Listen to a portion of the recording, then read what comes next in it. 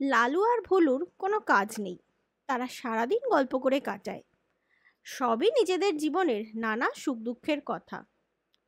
কথা বলতে বলতে যখন আর কথা কইতে ভালো লাগে না, তখন দুজনে খানিক কুস্তি লড়ে। তাদের কুস্তিও খুব একঘেয়ে। কেউ হারে না, কেউ জেতে না। কুস্তি করে তাদের ক্লান্তিও আসে না, ঘামও ঝরে না। তার কারণ লালু আর ভুলু দুজনেই ভূত। প্রায় 14 বছর আগে দুই বন্ধু মনুষ্য জন্ম শেষ করে ভূত হয়ে লালগঞ্জের লাগোয়া বৈরাগী দিঘির ধারে আশশাওড়ার জঙ্গলে ঘাঁটি গেড়ে আছে। মামলা মোকদ্দমা থেকেই বাক্যালাপ বন্ধ হয়ে গিয়েছিল। তবে আশ্চর্যের বিষয়, বুড়ো বয়সে মাত্র 7 দিনের তফাতে লালু আর ভুলু পটল তোলে। ভূত হয়ে যখন দুজনের দেখা হলো, তখন দুজনের মনে হলো পুরনো ঝগড়া জিয়ে রাখার আর কোনো মানেই হয় না। তাই দুজনের বেশ ভালো ভাব হয়ে গেল। সময় কাটানোর জন্য তারা মাঝে মাঝে ইচ্ছে করে ঝগড়া লাগানোর চেষ্টা করেও দেখেছে, কিন্তু দেখা গেল ঝগড়াটা তেমন জমে না। আরও একটা আশ্চর্যের বিষয় হলো, তারা ভূত হয়ে ইস্তক এ তল্লাটে কোথাও কখনো আর কোনো ভূতের দেখা পায়নি। ভুলু বলে, হ্যাঁ রে লালু, গাঁয়ে গত 14 বছরে তো বিস্তর লোক মরেছে। তাদের ভূতগুলো সব গেল কোথায় বলতো? সেটা তো আমিও ভাবছি। আমরা ছাড়া আর কাউকে তো কখনো দেখিনি। আরো কয়েকজন থাকলে সময়টা একটু কাটতো ভালো। ব্যাপারটা কিন্তু বড্ড গোলমেলে। আমারও ভালো ঠেকছে না। বেশি দিন এরকম চললে আমাদের এই গাঁ ছাড়তে হবে। সেটা কি সোজা? আমি গা ছাড়ার চেষ্টা করে দেখেছি। ভারী সূক্ষ্ম একটা বেড়া আছে, চোখে দেখা যায় না, এতই মিহি, সেই বেড়া ভেদ করা অসম্ভব। বটেই, এ তো ভারী অন্যায় কথা।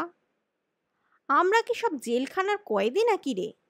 মনে হয় এক জায়গার ভূত অন্য জায়গায় গেলে হিসেবের গোলমাল হবে বলেই যমরাজা বেড়া দিয়ে রেখেছে। তা অলপ্পে যমরাজটাই বা কোথায়? আজ অবধি তো তার দেখাটি পেলাম না। হবে রে হবে, এই একঘেয়ে বসে থাকাটা আমার আর ভালো লাগছে না। বরং গায়ের ভূতগুলো কোথায় গায়েব হচ্ছে সেটা জানা দরকার। আরও গোটাকতক হলে দিব্যি গল্প টল্প করা যেত, দল বেঁধে থাকতাম। তাহলে খুঁজেই দেখা যাক। তাই চলো। দুই বন্ধু মিলে অতঃপর ভূত খুঁজতে বেরোলো। কিন্তু খুঁজতে খুঁজতে হয়রানি সার হলো। একটা ভূতের গায়ের আঁশও দেখা গেল না। বড় চিন্তার কথা হলো রে লালু।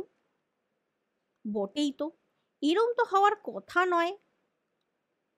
একটা কথা বলি, যতীন মুৎসদ্দির বয়স হয়েছে, অবস্থাও কদিন ধরে খারাপ যাচ্ছে। এখন তখন অবস্থা, চল তো গিয়ে তার শিয়রে বসে থাকি। আত্মাটা বেরোলেই খপ করে ধরবক্ষণ।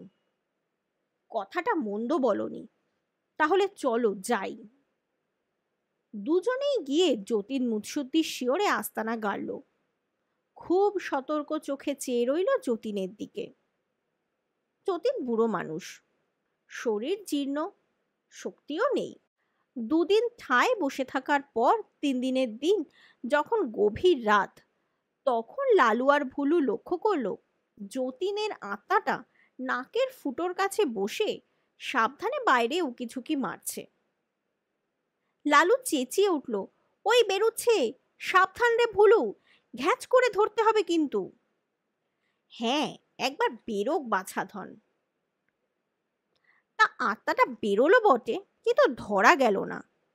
শরীর ছেড়ে হঠাৎ এমন চোঁ করে এরোপ্লেনের মতো উড়ে গেল নাকের ফুটো দিয়ে, লালু ভুলু হাঁ করে চেয়ে রইল। তারপর ধর ধর করে ছুটল পিছনে। যতীন মুৎসুদ্দির আত্মা সোজা গিয়ে গণেশ গায়নের বাড়িতে ঢুকে পড়ল। পিছু পিছু লালু আর ভুলু। গণেশ গায়ন যতীনের আত্মাকে দেখেই একগাল হেসে বলল, এসেছিস? তোকে নিয়ে 7,715টা হলো। দাঁড়া যতীন, দাঁড়া, তোর শিশিটা বের করি। মলম টলম ভরে একদম রেডি করে রেখেছি। এই বলে একটা 2 ইঞ্চি সাইজের শিশি বের করে যতীনকে তার ভিতর পুরে কয়েকটা নাড়া দিয়ে ছিপি বন্ধ করে তাকে রেখে দিল। তারপর আপন মনেই বলল, আর দুটো হলেই কেল্লা ফতে। পরশু ঝুনঝুনওয়ালা লাখখানেক টাকা নিয়ে আসবে। 7,717 টাকা হলেই লাখ টাকা হাতে এসে যেত।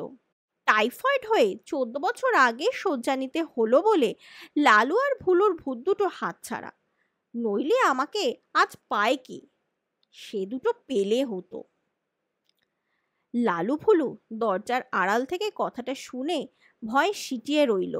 গণেশ গায়েন ঘুমালে তারা ঘরের তাকে জমিয়ে রাখা 7,715টার শিশি ভালো করে পরীক্ষা করে দেখল প্রত্যেকটিতে একটি করে ভূত মলম মেখে ঘুমিয়ে আছে। লালু, দেখেছিস? দেখছি রে ভুলু, কি করবি? আয়, শিশিগুলোকে তাক থেকে ফেলে আগে ভাঙি। তাই হলো। দুজনে মিলে নিশুত রাতে ঝনঝন করে শিশিগুলোকে ঠেলে ফেলে দিল মেঝেতে। সঙ্গে সঙ্গে ঘুমন্ত ভূতেরা জেগে মহা কোলাহল শুরু করে দিল। ভুলু তাদের সম্বোধন করে বলল, ভাই বোনেরা, তোমরা ভয় পেও না, আমরা তোমাদের উদ্ধার করতেই এসেছি। সবাই আনন্দে চেঁচিয়ে উঠল। গণেশ গায়েনও ঘুম ভেঙে উঠে ধমকাতে লাগলো, চুপ চুপ বেয়াদব কোথাকার, তোদের তো মন্তর দিয়ে বেঁধে রেখেছি। কে শোনে কার কথা? ভূতেরা মহানন্দে চিৎকার করতে করতে লালু ভুলুর সঙ্গে চোখের পলকে হাওয়া হয়ে গেল। গণেশ দুঃখ করে বলল, সুখে থাকতে ভূতে কিলোয় রে, কত ভালো কাজ হতো তোদের দিয়ে। ঝুনঝুনওয়ালা তোদের নিয়ে তার আয়ুর্বেদ ওষুধের কারখানায় চোলাই করে কর্কট রোগের ওষুধ বানাতো। তা তোদের কপালে নেই, তা আমি আর কি করব। গল্পের নাম দুই ভূত। লেখক শীর্ষেন্দু মুখোপাধ্যায়।